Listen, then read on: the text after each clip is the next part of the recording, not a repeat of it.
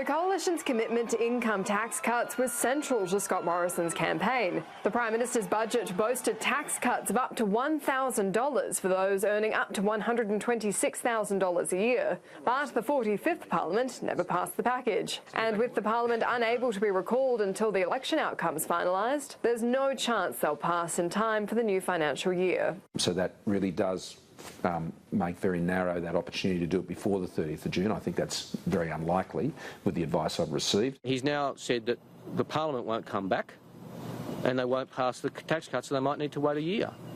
He said back then, it doesn't matter, Parliament doesn't need to sit, we can just do it administratively. I pointed out that that was wrong. The Treasurer rejects that timeline. The tax relief will be delivered as set out in the budget. There's bipartisan support, but we need to pass the legislation, and the legislation can only be passed when the Parliament resumes. The government says there are measures they can take administratively to make sure that the tax cuts are passed as quickly as possible. Josh Frydenberg was back to work today in Canberra, meeting with officials at Treasury.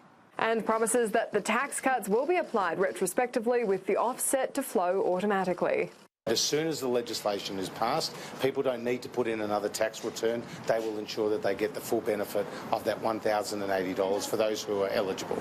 But that requires the Parliament passing the package in full, with the government confirming the entire $158 billion plan won't be split up.